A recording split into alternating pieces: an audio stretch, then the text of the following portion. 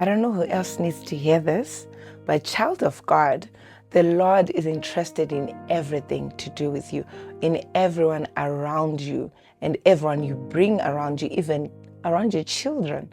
So I've been maid hunting in the past few days, and I could tell there was a difference in the way I was doing things. I could tell this is not usually how I do things. I'm usually forceful, I'm usually controlling, but I was just laid back. And I was asking the Holy Spirit, what's going on?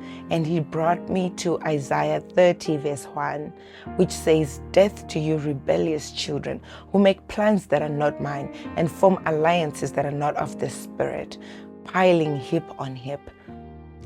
piling sin on sin." And then I was like, what do you mean? And the Holy Spirit said, this maid hunting that you're doing, I'm interested in it. Involve me. And I said, it's a maid. It's something that you just go, koko, ndichagira umskana umondore koko, andidanta zvako menandodati kure, It's something that you're used to. And the Holy Spirit said, no, I want to be a part of it. Let me influence it. And the Holy Spirit went on to say, I see things that you don't see. I hear things that you don't hear. And He brought me to Proverbs 3 verse 6, I think, which says, in all your ways acknowledge the Lord and He will direct your paths. So that's what the Holy Spirit was saying, which He then reminded me of a story of a man who lost his wife, and she left behind a toddler girl. And you know how it is with men taking care of, little girls. He then thought to himself that it was wise to give the girl to his own sister, and then pay off whatever that needs to be paid. And it's your sister, you love her, she loves you, you grew up together. In human wisdom, in human understanding, that makes sense. But unbeknown to him was that the sister hated his wife. Apparently, the sister thought he was going to marry her best friend, and when he chose otherwise, it didn't go well with her. She assumed that the wife displaced her friend, and so she didn't like the wife. And then the sister transferred that hatred onto the girl, and so she ill-treated her own brother's daughter just because she hated the late mother. And so the Holy Spirit was saying, this is what I'm talking about. I am the God that tries the heart of men. I'm the God that looks at the heart of men and knows what is really within the heart of men. So you should consult me at every stage, at whatever you're doing, whether it's the barber of your beard, whether it's someone that does your hair, whether it's the uncles that do your school run. Consult me so that I tell you what is right for you. And then He brought me to instances where it was beneficial who was in your home. For example, King Saul, the first king of Israel.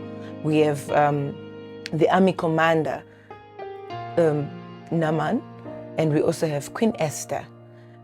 With Saul had been asked by the father, together with his servants, to go and look for the lost donkeys. They walked around for 3 days until Saul said, let's go back. They may be worried that we are actually lost. To which the servants advised that they look for the man of God, the prophet Samuel, whose prophecy is always on point. And so when they went that direction, Samuel then actually pronounced the kingship of Saul and anointed him. So you see the servant directing Saul to his destiny, directing Saul to his kingship. If they had gone back, they probably would not have met.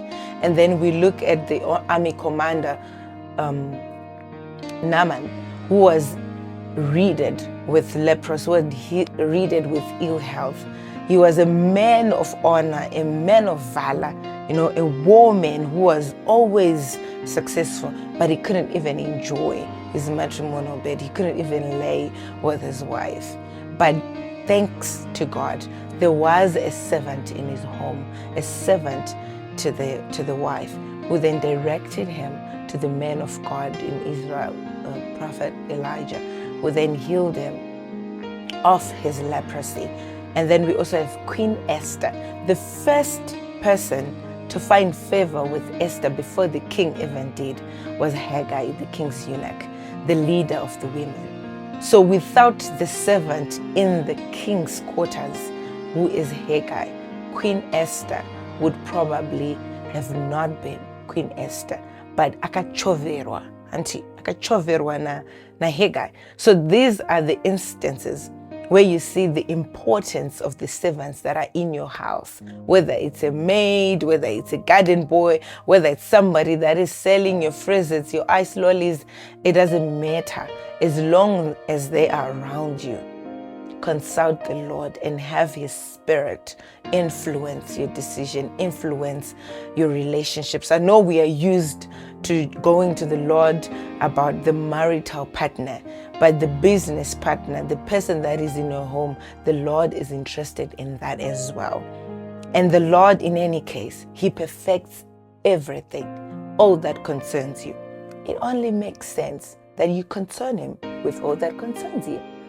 And I'm glad to say I did find a maid, a young, God-fearing, prayer-loving girl. And I'm excited to be working with her. And, well, it all paid off. Consulting the Holy Spirit, as you should do. Toodles.